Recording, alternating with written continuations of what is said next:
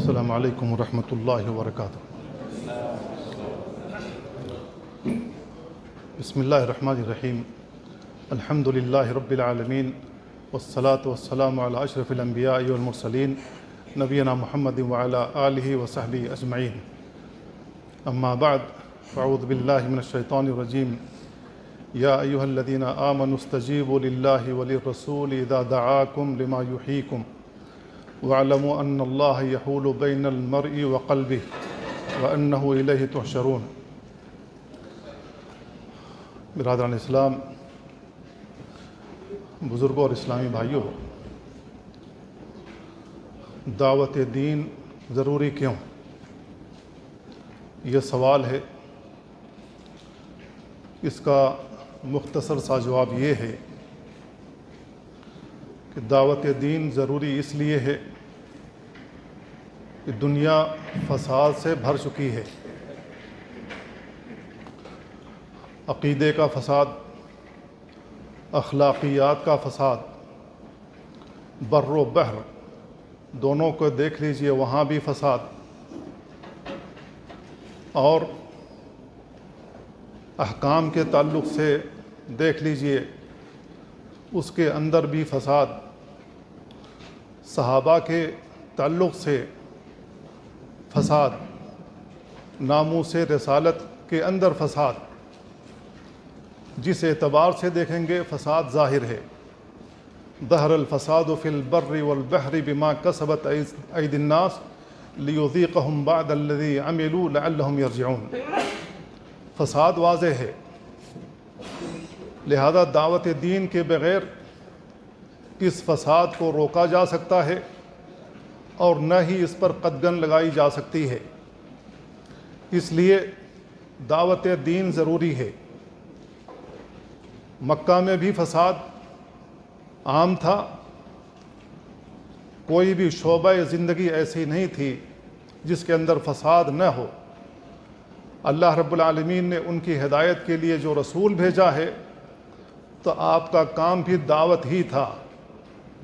دعوت دین کے ذریعے سے ان کو بھائی بھائی بنایا، جن کے درمیان 100 سال سے دشمنیاں موجود تھیں، ان کی دشمنیاں ختم ہوئیں۔ عقیدے کے ناحیے سے جو فساد تھا وہ فساد دور ہوا، عمل کے ناحیے سے جو فساد تھا وہ فساد بھی ختم ہوا، لوگ اللہ کے بندے بن گئے۔ تو جو طریقہ کار نبی کریم صلی اللہ علیہ وسلم کے زمانے میں اختیار کیا گیا، وہی طریقہ کار آج بھی اختیار کیا جائے گا۔ یوسف علیہ السلام نے جو ان کے دور میں فساد رونما تھا، وہ یک بیک انہوں نے اس کو کنٹرول نہیں کیا تھا، بلکہ وقت لگایا تھا، صعوبتیں برداشت کی تھیں، پریشانیاں جھیلی تھیں، اور اللہ رب العالمین کی طرف دعوت دی تھی۔ قوت کے استعمال کے بغیر لوگوں کے دلوں کو جیتا تھا، اور لوگ اللہ کے دین میں داخل ہو گئے۔ تو میرے بھائیو، دعوت دین اس لیے ضروری ہے۔ یہ تمہید میں نے اس لیے باندھی تاکہ اس کی تفصیل سمجھنے میں آسانی ہو۔ اللہ رب العالمین نے ہمیں اور آپ کو مخاطب کر کے کہا، یا ایھا الذین آمنوا استجیبوا للہ وللرسول۔ اے ایمان والو، اللہ اور اس کے رسول جن باتوں کا حکم دیں انہیں قبول کرو۔ اذا دعاکم، جب وہ تمہیں بلائیں۔ کس کی طرف بلائیں؟ اسلام کی طرف، دین کی طرف، اللہ رب العالمین نے جو قرآن اتارا تھا اس کی طرف۔ اس کے اندر کیا ہے اگر ہم قبول کر لیں گے؟ اللہ رب العالمین نے کہا لما یحییکم، اس کے اندر تمہارے لیے حیات ہے، تمہاری زندگی بن جائے گی، تمہاری زندگی سنور جائے گی۔ اللہ رب العالمین نے اس لیے یہ دین اتارا ہے۔ میرے بھائیو، انسان دو چیزوں سے مرکب ہے۔ ایک انسان کا اپنا جسم ہے، جس کی توانائی کے لیے کھانے پینے کی ضرورت ہے اور دیگر اشیاء کی ضرورت ہے۔ اگر ان میں کمی کی جائے یہ جسم لاغر ہو جاتا ہے اور بیمار پڑ کر وفات پا جاتا ہے۔ اور اس جسم کے اندر اللہ رب العالمین نے روح رکھی ہے، روح کو بھی توانا رہنے کی ضرورت ہے، اور روح کی توانائی اللہ کے دین سے حاصل ہوتی ہے۔ اللہ کے دین کے بغیر اس روح کو توانائی حاصل نہیں ہوتی۔ اللہ کے دین کے بغیر کوئی شخص توانائی حاصل کرنے کی کوشش کرے تو وہ شیطانوں کی طرف جاتا ہے، جنوں کی طرف جاتا ہے، ان سے قوت حاصل کرتا ہے اور ان کی مدد حاصل کر کے لوگوں کے درمیان جادو دکھاتا ہے، اپنی قوت کا مظاہرہ کرتا ہے۔ جیسے کہ موسیٰ علیہ السلام کی قوم میں جادوگران آئے تھے، انہوں نے اپنی قوت کا مظاہرہ کیا تھا اور ان کو دیکھ کر کے موسیٰ علیہ السلام بھی ڈر گئے تھے۔ تو اللہ رب العالمین نے کہا لا تخف، خوف نہیں کھانا ہے۔ کیوں خوف نہیں کھانا ہے؟ اس لیے کہ یہ آنکھوں کا دھوکہ ہے، یہ آپ کو دکھائی دے رہا ہے لیکن حقیقت میں وہ نہیں ہے جو وہ دکھا رہے ہیں، حقیقت آپ کے ہاتھ میں ہے۔ اللہ رب العالمین نے کہا القی عصاک، اپنا ڈنڈا زمین کے اوپر دے ماریے، پھر دیکھیے کیا حشر ہوتا ہے ان کا۔ تو جو کچھ بھی ہوا چشم فلک نے اس وقت دیکھا ہوگا، اللہ رب العالمین نے اسی کو قرآن مجید کے اندر بیان کیا ہے۔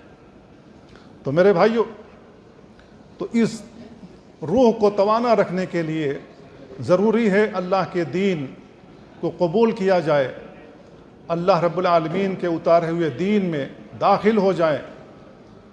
ادخلوا فی السلم کافہ، اللہ رب العالمین نے اسی وجہ سے کہا ہے۔ یہ نہیں ہے کہ ہماری جو مرضی ہو اس کو تو قبول کر لیں اور جس میں ہمارے لیے ذرا سی سختی ہو، پریشانی ہو، اس کو درگزر کر دیں۔ یہ کون سا اسلام ہے؟ نہیں، دین میں داخل ہونا ہے تو مکمل طور سے داخل ہونا ہے۔ جسم کو پریشانی لاحق ہوگی فجر میں اٹھنے کے لیے، اور ظہر کی نماز میں چلچلاتی دھوپ میں مسجد میں آنے کے لیے آپ کو پریشانی ہوگی، آنا ہوگا۔ گرم پانی اوپر سے آتا ہوگا، اسی گرم پانی سے وضو کرنا ہوگا۔ سردیوں میں انتہائی سرد پانی آتا ہوگا، اس سے آپ کو وضو کرنا ہوگا، پریشانی برداشت کرنی ہوگی۔ اللہ اور اس کے رسول کا حکم آ جائے تو میدان کارزار میں اترنا ہوگا، اپنی جان کی بازی لگانی ہوگی، اپنے مال کو خرچ کرنا ہوگا، اپنے اولادوں کو اللہ کی راہ میں کھڑا کرنا ہوگا، آنے والی نسلوں کو اللہ کے دین کے دفاع کے لیے تیار کرنا ہوگا۔ اگر ہم اس انداز سے زندگی گزاریں گے تو جان لیجئے کہ ہم اپنی بھی حفاظت کر رہے ہیں، اپنے دین کی حفاظت کر رہے ہیں، اپنے اسلام کی حفاظت کر رہے ہیں، اپنے قلعوں کی حفاظت کر رہے ہیں۔ اور اگر ہم نے ایسا نہ کیا تو ہمارے ساتھ جو کچھ بھی ہو رہا ہے وہ تو ہو ہی رہا ہے، اس سے بھیانک انجام ہماری اولادوں کا ہونے والا ہے۔ اس لیے دین کے لیے خود کو تیار کیجئے اور اپنی اولادوں کو بھی دین کے لیے تیار کیجئے۔ یہ اللہ رب العالمین کا حکم ہے۔ دین کی دعوت ضروری کیوں ہے؟ دین کی دعوت اس لیے ضروری ہے کہ اللہ رب العالمین نے اپنے نبی کو کہا ادع الی ربک، آپ اپنے رب کی جانب دعوت دیجئے، وَإِنَّكَ لَعَلَىٰ هُدًى مستقیم، آپ ہدایت پر ہیں، آپ سیدھے راہ پر ہیں۔ اللہ رب العالمین نے اگر اپنے نبی کو کہا کہ آپ سیدھی راہ پر ہیں تو آپ اسی سیدھے راہ کی جانب لوگوں کو بلائیے۔ اللہ کے نبی صلی اللہ علیہ وسلم نے اس سیدھے راہ کی طرف دعوت دی تھی یا نہیں دی تھی؟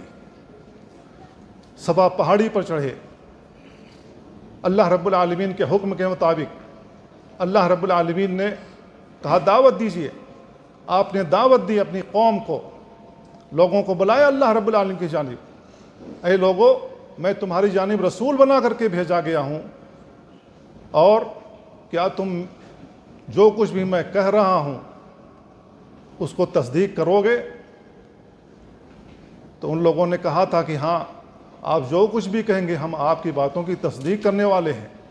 ما جربنا علیک الا صدقا، ہم نے آپ کی زبان سے سچی بات سنی ہے، جھوٹ کبھی نہیں سنا ہے، اس لیے اگر آپ کہتے ہیں کہ صفا پہاڑی کے پیچھے سے بڑا لشکر آ رہا ہے ہم قبول کر لیں گے۔ تو اللہ کے نبی صلی اللہ علیہ وسلم نے کیا بتایا تھا، کیا کہا تھا؟ کہا تھا کہ اللہ رب العالمین کا یہ دین ہے، قبول کر لیتے ہو تو عرب و عجم کے مالک بن جاؤ گے، سیدھی راہ پر چلنے لگو گے۔ تو اللہ رب العالمین نے آپ کو حکم دیا کہ اے نبی آپ دعوت دیجئے۔ دعوت دین کیوں ضروری ہے؟ اس لیے کہ دعوت دین افضل ترین فریضہ ہے، افضل ترین فریضہ افضل ترین نبی کو سونپا گیا اللہ رب العالمین کی جانب سے، اور یہی فریضہ نبی علیہ الصلاۃ والسلام نے امت کو بھی سونپا ہے۔ ایسا نہیں ہے کہ نبی کے رخصت ہو جانے کے بعد دعوت دین ختم ہو گئے، نہیں، دعوت دین ختم نہیں ہے۔ بلانا ہوگا، لوگوں کو سمجھانا ہوگا، لوگوں کو تذکیر کرانی ہوگی۔ وذکر فإن الذکریٰ تنفع المؤمنین، آپ نصیحت کرتے رہیے، کیونکہ نصیحت کرنے سے مومنوں کو فائدہ ہوتا ہے۔ انسان کبھی کبھی بھول جاتا ہے، اس کو یاد دہانی کب ہوتی ہے؟ جب اس کو یاد کرایا جائے تو یاد دہانی ہو جاتی ہے، ایمان تازہ ہو جاتا ہے۔ ایمان کی رمق جو بجھ چکی ہوتی ہے وہ رمق جلا بخشتی ہے، انسان کو آمادہ کرتی ہے اللہ رب العالمین کی طرف جانے کے لیے، اللہ کے دین کے لیے کھڑے ہونے کے لیے۔ اور یہ جو دعوت دین ہے، یہ دعوت دین دراصل فطرت سلیمہ کی جانب دعوت دینا ہے، کیونکہ یہ جو دین ہے، دین فطرت سلیمہ کے مطابق ہے۔ اللہ رب العالمین نے اس کو فطرت کے مطابق بنایا ہے۔ فطرت اللہ التی فطر الناس علیہا لا تبدیل لخلق اللہ، اللہ رب العالمین نے اس دین کو دین فطرت بنایا ہے، لہذا ہمیں اس دین کو قبول کرنا ہوگا۔ اللہ کے نبی صلی اللہ علیہ وسلم نے بھی یہی بات بیان فرمائی ہے، ما من مولود الا ویولد علی الفطرہ، جو بھی بچہ پیدا ہوتا ہے فطرت پر پیدا ہوتا ہے، وہ فطرت اسلام ہے۔ اگر لوگوں کو معلوم نہ ہو کہ یہ لات ہے، یہ عزا ہے، یہ فلاں مورتی ہے، یہ فلاں بابا ہے، اگر اس کو معلوم نہ ہو اور اس کو ایسے ہی فطرت پر رکھ دیا جائے تو اس کا دل قبول کرے گا کہ اللہ رب العالمین کوئی ذات ہے جس کی عبادت کرنی ہے۔ کیوں؟ اس لیے کہ فطرت اس کو مجبور کرے گی۔ تو میرے بھائیو، یہ دین دین فطرت ہے، ہر حال میں اس دین فطرت کو انسان قبول کرتا ہے۔ اسی وجہ سے رسول اللہ صلی اللہ علیہ وسلم نے جب دعوت دی تو جس کے اندر فطرت سلیمہ موجود تھے، انہوں نے پہل اسلام قبول کیا، مشرف اسلام ہو گئے۔ اور جن کو ذرا پش و پیش لاحق تھی، اللہ کے نبی صلی اللہ علیہ وسلم کو انہوں نے آزمایا، اور آزمانے کے بعد وہ قائل ہوئے، یہاں تک کہ مکہ فتح ہو گیا۔ مکہ فتح ہونے کے بعد انہوں نے اسلام قبول کیا، کیونکہ وہ مجبور تھے آپ کی بات قبول کرنے پر کہ یہ بت ہمارے کیا کر رہے تھے، جن کو ہم سمجھ رہے تھے کہ یہ ہمارے مددگار ہیں، اللہ کے نبی صلی اللہ علیہ وسلم کے خلاف یہ ہماری مدد کرتے ہیں۔ تو جب رسول اللہ صلی اللہ علیہ وسلم نے دعا کی تھی کہ اللہ رب العالمین، میں فتح مکہ کا ارادہ رکھتا ہوں اور ہمارے اس ارادے کو کسی پر افشا نہیں کرنا، اللہ رب العالمین نے آپ کی دعا قبول فرمائی تھی، اور ایک بھی راز مکہ تک نہیں پہنچنے دیا گیا، حتیٰ کہ رسول اللہ صلی اللہ علیہ وسلم مکہ کے پاس جا کر کے جا دھمکے اور وہاں آپ کی فوج کھڑی ہو گئی، کسی کو خبر تک نہیں تھی۔ ابو سفیان کیوں مجبور ہوئے رضی اللہ تعالیٰ عنہ اسلام لانے پر؟ اس لیے اسلام لانے پر مجبور ہوئے کہ جن کی ہم عبادت کرتے تھے، جن کو ہم پوجتے تھے، جن کے سامنے رکوع کرتے تھے، سجدے کرتے تھے، جن کے سامنے چڑھاوے چڑھاتے تھے، اور سمجھتے تھے یہ دشمنوں پر ہمیں غلبہ عطا کرنے والے ہیں، یہ کہاں سوئے پڑے تھے جب رسول اللہ کی فوج مکہ کے پاس آ کر کھڑی ہو گئی؟ انہوں نے ہم کو خبر کیوں نہیں دیا؟ حتیٰ کہ ہمیں تیاری کا بھی موقع نہیں ملا، اور اللہ کے نبی صلی اللہ علیہ وسلم کی فوج ہمارے سر پر آ کر کھڑی ہو گئی، لہذا وہ مجبور ہو گئے۔ اور اسلام قبول کرنے کے لیے ان کی مجبوری دوسری یہ بھی تھی کہ رسول اللہ صلی اللہ علیہ وسلم جب فاتحانہ شان و شوکت کے ساتھ داخل ہوئے مکہ کے اندر تو آپ کے اوپر کوئی عذاب نہیں آیا، جبکہ اس سے پہلے ابرہہ کعبہ کو ڈھانے کے لیے آیا تھا تو اللہ رب العالمین نے اس کو اور اس کی فوج کو تہس نہس کر دیا تھا۔ اگر رسول اللہ صلی اللہ علیہ وسلم حق پر نہ ہوتے تو اللہ کا عذاب آپ کے اوپر بھی اترنا تھا، کیونکہ آپ فوج کے ساتھ مکہ میں داخل ہوئے تھے۔ جب آپ پر کوئی عذاب نازل نہیں ہوا تو ابو سفیان اور ان کے ساتھ جو بھی تھے وہ مجبور ہوئے قبول کرنے پر کہ اللہ کے نبی صلی اللہ علیہ وسلم حق پر ہیں۔ اس طریقے سے اللہ رب العالمین نے ان کو قائل کیا۔ تو جنہوں نے اللہ کے نبی صلی اللہ علیہ وسلم کو آزما کر کے وہ داخل ہوئے اسلام کے اندر اور پختہ طریقے سے داخل ہوئے۔ تو میرے بھائیو، یہ دین فطرت ہے، اللہ رب العالمین نے اس کی جانب دعوت دینے کا ہمیں حکم دیا ہے۔ اللہ رب العالمین نے کہا فآمنوا باللہ ورسولہ، ایمان لاؤ اللہ پر، اس کے رسول پر، والنور الذی انزلنا، اور اس نور پر جس کو ہم نے نازل کیا ہے، واللہ بما تعملون خبیر، اللہ رب العالمین جو کچھ بھی تم کرتے ہو اس سے باخبر ہے۔ تو اللہ رب العالمین نے اس میں ہمیں اور آپ کو حکم دیا آمنوا باللہ ورسولہ، ایمان لاؤ اللہ پر، اس کے رسول پر۔ اور دوسری آیت میں اللہ رب العالمین نے کہا وَمَن لَّمْ يُؤْمِن بِاللَّهِ وَرَسُولِهِ فَإِنَّا أَعْتَدْنَا لِلْكَافِرِينَ سَعِيرًا، جو شخص اللہ پر اور اس کے رسول پر ایمان نہ لائے، اللہ رب العالمین کہتا فَإِنَّا أَعْتَدْنَا لِلْكَافِرِينَ سَعِيرًا، ہم نے ایسے کافروں کے لیے بھڑکتی ہوئی آگ تیار کر رکھا ہے۔ تو اللہ رب العالمین نے ایمان کا مطالبہ کیا، اور اللہ رب العالمین نے کہا جو ایمان نہیں لائے گا اور اس تک دین کی دعوت پہنچی ہے، اس کے باوجود اس نے اسلام قبول نہیں کیا، دین قبول نہیں کیا اور ایمان میں داخل نہیں ہوا، تو وہ جان لے کہ کافر ہے وہ، اور اس کا ٹھکانہ بھڑکتی ہوئی آگ ہے، جہنم ہے۔ تو اللہ رب العالمین نے اپنی وحدانیت کی طرف دعوت دی ہے، وَإِلَٰهُكُمْ إِلَٰهٌ وَاحِدٌ لَا إِلَٰهَ إِلَّا هُوَ الرَّحْمَٰنُ الرَّحِيمُ، تمہارا معبود ایک ہی معبود ہے، اس کے علاوہ کوئی حقیقی معبود نہیں، وہ رحمان و رحیم ہے۔ وَأَنِيبُوا إِلَىٰ رَبِّكُمْ وَأَسْلِمُوا لَهُ، اپنے رب کی جانب رجوع کرو اور اسی کے لیے اپنے آپ کو سپرد کر دو، من قبل ان یاتیکم العذاب، قبل اس کے کہ تمہارے پاس عذاب آئے، ثم لا تنصرون، اگر تم نے ایسا نہیں کیا تو تمہاری مدد نہیں کی جائے گی۔ روتے رہو، چیختے رہو، چلاتے رہو، تمہارا گھر تباہ ہو گیا، تمہاری کھیتیاں تباہ ہو گئیں، تمہارے مویشی بہہ گئے، چیختے رہو، چلاتے رہو، اللہ رب العالمین کی جانب سے تمہاری کوئی مدد نہیں آئے گی۔ کیوں؟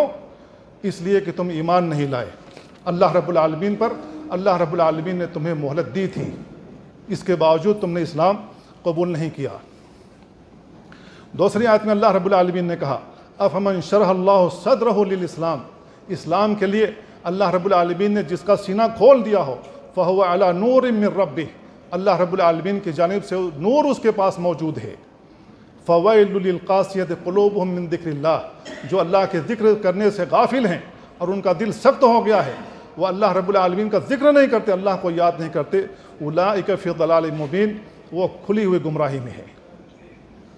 میرے بھائیو، یہ آیات ہیں اللہ رب العالمین نے بیان فرما رکھی ہیں، تو اب ہمارے لیے کیا بچتا ہے؟ کیا ہمیں اللہ رب العالمین کی وحدانیت قبول نہیں کرنی چاہیے؟ کیا اس کے رسول کی رسالت قبول نہیں کرنی چاہیے؟ اگر ہم ایسا نہیں کرتے ہیں تو غلطی کس کی ہے؟ غلطی ہماری ہے۔ اللہ رب العالمین نے ہمیں ملکہ عطا فرمایا ہے، ذہن عطا فرمایا ہے، سمجھ عطا فرمائی ہے، ہم سمجھتے کیوں نہیں؟ جن کے سامنے ہم چڑھاوے چڑھاتے ہیں، جن کے سامنے ہم رکوع کرتے ہیں، جن کا ہم سجدہ کرتے ہیں اور جن سے ہم مدد طلب کرتے ہیں، وہ ہمارا کیا کر لیتے ہیں؟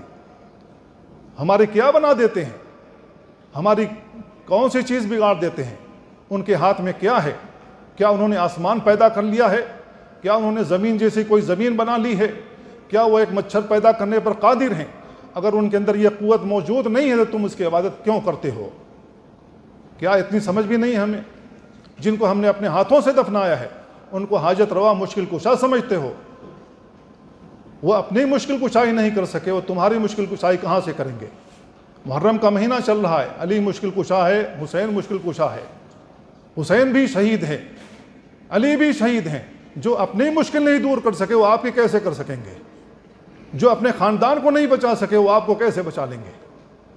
کیا اتنی بھی سمجھ نہیں ہے؟ کامن سینس اتنی بھی نہیں ہے؟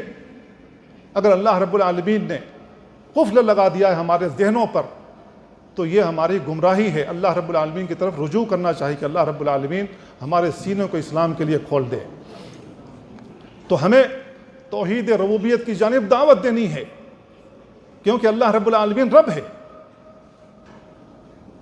اللہ رب العالمین کے علاوہ کوئی رب نہیں ہے، وہی پالنہار ہے۔ الحمدللہ رب العالمین، ہر نماز میں ہم یہ پڑھتے ہیں اور اقرار کرتے ہیں کہ اللہ رب العالمین ہمارا رب ہے۔ یا ایھا الناس اعبدوا ربکم الذی خلقکم، اے لوگو اپنے اس رب کی عبادت کرو جس نے تمہیں پیدا کیا، والذین من قبلکم، اور انہیں بھی جو تم سے پہلے گزر چکے ہیں، لعلکم تتقون، تاکہ تم متقی ہو جاؤ۔ تو اللہ رب العالمین رب ہے، اور جب اللہ رب العالمین کی ربوبیت کو ہم قبول کر لیتے ہیں تو اللہ رب العالمین توحید و الوہیت کی طرف آتا ہے، اور اللہ رب العالمین کہتا ہے پھر تم اس کی تنہا عبادت کیوں نہیں کرتے ہو؟ توحید ربوبیت دلیل ہے توحید و الوہیت کے لیے۔ تو اللہ کے نبی صلی اللہ علیہ وسلم نے سمجھایا تھا کہ اللہ ہی ہمارا رب ہے، اور انہوں نے قبول کیا تھا، ان کو پش و پیش کوئی بھی نہیں تھا، وہ قبول کرتے تھے۔ اللہ رب العالمین نے بیان فرمایا وَمِنْ آیَاتِهِ أَنْ خَلَقَكُم مِّن تُرَابٍ، اللہ رب العالمین کی آیات میں اور اس کی نشانیوں میں سے ہے کہ اس نے تم کو مٹی سے پیدا کیا، ثم اذا انتم بشر تنتشرون، پھر تم انسان بن کر کے بکھر گئے، ومن آیاتہ ان خلق لکم من انفسکم ازواجا، اللہ رب العالمین کی نشانیوں میں سے ہے کہ اللہ رب العالمین نے تمہارے لیے تمہارے نفسوں میں سے ایک مخلوق پیدا کی، تمہاری بیوی پیدا کی، لتسکنوا الیہا، تاکہ تم اس کی جانب سکون حاصل کرو، وجعل بینکم مودۃ ورحمہ، اور تمہارے درمیان مودت اور رحمت ڈال دی، ان فی ذلک لآیات لقوم یتفکرون، اس میں تمہارے لیے نشانیاں ہیں، اس میں ایسی قوم کے لیے نشانیاں ہیں جو غور و فکر کرتی ہیں۔ ومن آیاتہ خلق السماوات والارض، اللہ رب العالمین کی نشانیوں میں سے ہے کہ اس نے آسمان و زمین کی تخلیق کی، واختلاف السنتکم والوانکم، اور تمہارے رنگ اور تمہاری زبانوں کا اختلاف، ان فی ذلک لآیات، اللہ رب العالمین بیان کر رہا ہے کہ اس کے اندر بھی تمہارے لیے نشانیاں ہیں، للعالمین، سارے جہان کے لیے۔ تو اللہ رب العالمین نے سورہ روم کے اندر یہ ایک تسلسل کے ساتھ بیان فرمایا ہے، اسی وجہ سے اللہ رب العالمین نے مشرکین کے بارے میں کہا وَلَئِن سَأَلْتَهُمْ مَنْ خَلَقَهُمْ، اے نبی اگر آپ ان سے پوچھیں گے کہ ان کو کس نے پیدا کیا، لَيَقُولُنَّ اللَّهُ، وہ مجبور ہوں گے کہنے کے لیے کہ اللہ رب العالمین نے، اللہ کے علاوہ کوئی پیدا کرنے والا نہیں ہے۔ تو توحید ربوبیت کے وہ قائل تھے، لیکن جب توحید ربوبیت کے وہ قائل تھے تو اللہ رب العالمین نے ان سے سوال کیا کہ جب تم اللہ رب العالمین کو رب مانتے ہو تو تنہا اس کی عبادت کیوں نہیں کرتے ہو؟ ان بتوں کی طرف کیوں آتے ہو سجدہ کرنے کے لیے، ان پر چڑھاوے چڑھانے کے لیے، ان کے سامنے رکوع کرنے کے لیے، ان سے مدد مانگنے کے لیے، اللہ کے ساتھ شرک کیوں کرتے ہو؟ تو اللہ رب العالمین نے توحید کی طرف دعوت دی، لہذا توحید کی طرف ہمیں دعوت دینا ہے، توحید ربوبیت کی طرف، پھر توحید الوہیت کی طرف۔ اللہ رب العالمین نے اسی کی دعوت کے لیے تمام انبیاء کرام کو بھیجا، وما ارسلنا من قبلک من رسول الا نوحی الیہ انہ لا الہ الا انا فاعبدون، ہم نے آپ سے پہلے جتنے بھی رسول بھیجے ہیں ان کی جانب وحی کی تھی کہ میرے علاوہ کوئی حقیقی معبود نہیں ہے، لہذا میری عبادت کرو۔ وَلَقَدْ بَعَثْنَا فِي كُلِّ أُمَّةٍ رَسُولًا أَنِ اعْبُدُوا اللَّهَ وَاجْتَنِبُوا الطَّاغُوتَ، ہم نے ہر امت میں رسول بھیجا، کیا دعوت دینے کے لیے، کیا بتانے کے لیے، أَنِ اعْبُدُوا اللَّهَ، کہ اللہ کی عبادت کرو، وَاجْتَنِبُوا الطَّاغُوتَ، اور طاغوتوں کی عبادت سے بچو، كُلُّ مَا عُبِدَ مِن دُونِ اللَّهِ فَهُوَ طاغوت، اللہ کو چھوڑ کر جس کی بھی عبادت کی جائے وہ طاغوت کی عبادت ہے۔ تو اللہ کو چھوڑ کر جن کی بھی عبادت ہو رہی ہے وہ طاغوتوں کی عبادت ہو رہی ہے۔ اسی وجہ سے اللہ رب العالمین نے خود گواہی دی اپنے نفس کے لیے، شہد اللہ انہ لا الہ الا ہو، اللہ رب العالمین گواہی دیتا ہے اللہ کے علاوہ کوئی حقیقی معبود نہیں ہے، فرشتے بھی اس کی گواہی دیتے ہیں اور اہل علم بھی انصاف کے ساتھ اس کی گواہی دیتے ہیں۔ ذالک بان اللہ هو الحق وان ما تدعون من دونه الباطل، اللہ کو چھوڑ کر جن کو بھی تم پکارتے ہو وہ سب کے سب باطل ہیں، اللہ رب العالمین حقیقی معبود ہے۔ ذالک بان اللہ هو الحق، اللہ رب العالمین حقیقی معبود ہے۔ تو میرے بھائیو، اللہ رب العالمین کی عبادت ہر حال میں ضروری ہے۔ آج کے دور میں منہجی جب بگاڑ آیا ہے تو بہت ساری جماعتیں موجود ہیں ہمارے معاشرے میں، اکثر و بیشتر کا حال یہ ہے کہ توحید ربوبیت کو وہ بیان کرتے پھرتے ہیں، توحید الوہیت کو ہاتھ بھی نہیں لگاتے۔ کیوں؟ اس لیے کہ جب توحید الوہیت بیان کی جائے گی تو ایسی صورت میں ہر حال میں ولا اور برا کا مسئلہ آئے گا، ہر حال میں یہ مسئلہ آئے گا۔ اس کو ہاتھ نہیں لگاتے کہ اس کے ذریعے دشمنیاں پیدا ہوں گی۔ میرے بھائیو، دشمنیاں پیدا ہوں گی، رسول اللہ صلی اللہ علیہ وسلم نے اسی توحید کی دعوت دی تھی۔ دشمنی پیدا ہوئی تھی یا نہیں ہوئی تھی؟ باپ بیٹے میں جدائی ہے، ماں بیٹی میں جدائی ہے، بھائی بھائی میں جدائی ہے، ایک بھائی مسلمان ہے دوسرا کافر ہے، باپ مسلمان ہو گیا بیٹا کافر ہے، بیٹا مسلمان ہو گیا باپ کافر ہے، ماں مسلمان ہو گئی بہن اس کی بیٹی کافر ہے، بیٹی مسلمان ہو گئی ماں کافر ہے۔ یہ صورتحال پیدا ہوئی تھی۔ اسی وجہ سے ان لوگوں نے کہا تھا آپ کے بھتیجے نے تو ایسا ماحول پیدا کر دیا گیا ہے کہ دشمنیاں ہی دشمنیاں ہیں مکہ کے اندر، ذرا اس کو سمجھائیے۔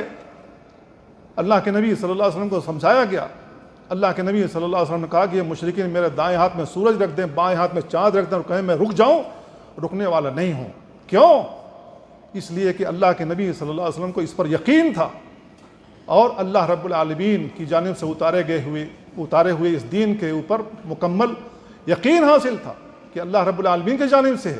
جبکہ انہوں نے کہا تھا مشرکین نے الزام لگایا تھا کہ یہ کسی کاہن کا قول ہو سکتا ہے، کسی شاعرانہ یہ تو قول لگتا ہے، ان کے پاس جنات آتے ہیں، شیاطین آتے ہیں، ان کے کان میں پھونک جاتے ہیں۔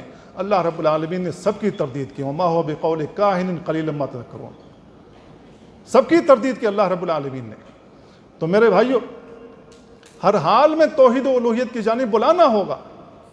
توحید و الوہیت کی جانب اگر نہیں بلائیں گے اور دودھ کا دودھ پانی کا پانی نہیں کریں گے، دودھ سے پانی الگ نہیں کریں گے، تو موحد کون ہوگا؟ مومن کون ہوگا؟ مسلمان کون ہوگا؟ آج تو ہر ایک اپنے آپ کو مسلمان کہتے ہیں، مسلمان نہیں بلکہ مومن کہلاتے ہیں۔ وہ اپنے آپ کو صرف مومن کہلاتے ہیں، مسلمان نہیں، مومن کہلاتے ہیں۔ اور ان کی حالت یہ ہے، ان کی نماز بھی ٹھیک نہیں، ان کا کلمہ بھی ٹھیک نہیں، ان کی عبادتیں بھی ٹھیک نہیں، ولا اور برا کا مسئلہ بھی ٹھیک نہیں، صحابہ کے بارے میں عقیدہ بھی ٹھیک نہیں، توحید الوہیت بھی ٹھیک نہیں، توحید ربوبیت بھی ٹھیک نہیں، عقیدے کا کوئی بھی مسئلہ ہو، ہر ایک کے اندر ان کے اندر گڑبڑی پائی جاتی ہے۔ پھر دعوت دین کیوں ضروری نہیں ہے؟ دعوت دین ہر حال میں دینا ہوگا۔ اللہ رب العالمین نے چند سوالات کیے ان مشرکین سے، امن خلق السماوات والارض وانزل لكم من السماء ماء فانبتنا به حدائق ذات بهجة ما كان لكم ان تنبتوا شجرها أإله مع الله بل هم قوم يعدلون امن جعل الارض قرارا وجعل خلالها انهارا وجعل لها رواسي وجعل بين البحرين حاجزا أإله مع الله بل اکثرهم لا يعلمون امن يجيب المضطر اذا دعاه ويكشف السوء ويجعلكم خلفاء الارض أإله مع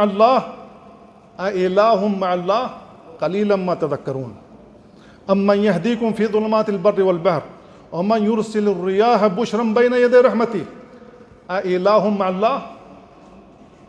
یہ سوالات آپ اپنے ذہن میں رکھیں، کیا اللہ بیان کر رہا ہے اور سوال اسی پر کر رہا ہے۔ تعالی اللہ ما یشرکون امن یبدأ الخلق ثم یعیدہ ومن یرزقکم من السماء والارض أإله مع اللہ قل ہاتوا برہانکم ان کنتم صادقین۔ یہ سوالات اللہ رب العالمین نے جب کیے نبی کریم صلی اللہ علیہ وسلم کے ذریعے مشرکین سے، اس کا جواب ان سے نہیں بن سکا، وہ مبہوت ہو گئے۔ لیکن وہی عناد، ہماری پگڑی اچھالی جائے گی، ہماری سرداری خطرے میں پڑ جائے گی، ہمارا جو اثر و رسوخ ہے وہ کم ہو جائے گا، ہمیں اپنی کرسی چھوڑنی پڑے گی، لہذا چپ چاپ بیٹھے رہو۔